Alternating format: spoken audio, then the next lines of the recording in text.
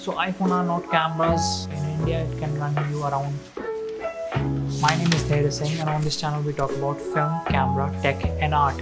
Now the iPhone 14 lineup just got released and I wanted to take a look at how good they are and what their use cases for cinematographers. I shoot on a DSLR or a small portable mirrorless camera. Right now I'm shooting on a DSLR, and if I was to choose between shooting on a DSLR and an iPhone, I would always pick up the camera. That is not to say that the iPhone cameras are not good, but the sensor size and all the capabilities are not just as good enough as a professional grade camera would have. Now there's a specific use case for shooting on iPhone. Shooting on iPhone is all about convenience. No matter how cool and how awesome these new modes and features of the iPhone 14 are, keep in mind using an iPhone should be convenient.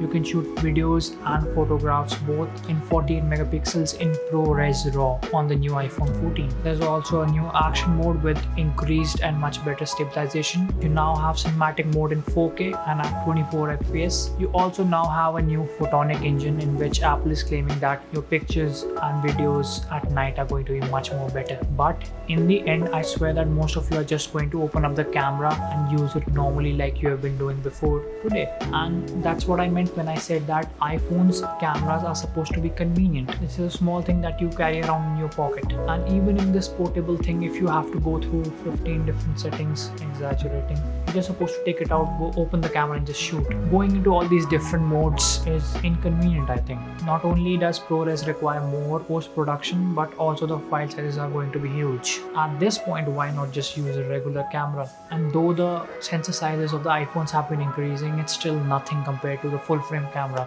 or even nothing compared to an APS-C sensor. I can see people using ProRes RAW specifically for a use case in which they are paid to shoot on a mobile device, or if it's a passion project and you really rather not go out buy a camera, a lens separately, which is going to be more expensive. You just have a mobile device which you can use also as a phone, then the iPhone 14 Pro or Pro Max makes sense. Otherwise, for professional use, obviously it's nothing compared to a camera. So if you specifically have an interest in using these features of the iPhone, you're going to buy either a 512 gigabyte or a 1 terabyte model, and that's going to be very expensive. In India, it can run you around 1,79,900 rupees. You can get the Sony A7 III used very easily with a lens in India right now. At that point, buy a cheap phone and a good camera. So iPhone are not cameras. You cannot switch out the SD card. The files are going to take a large amount of space, and don't even try bothering airdropping the ProRes RAW files.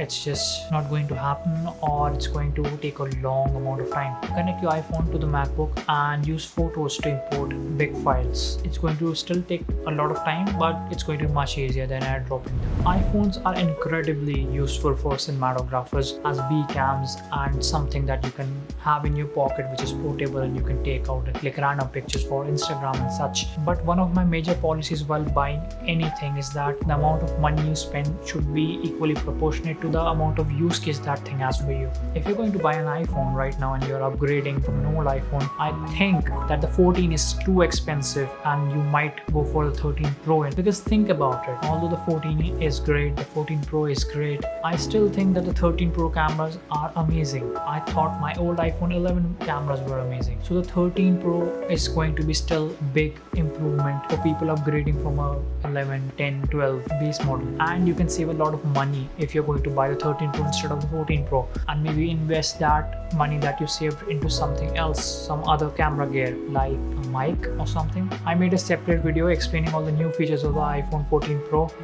Go watch it.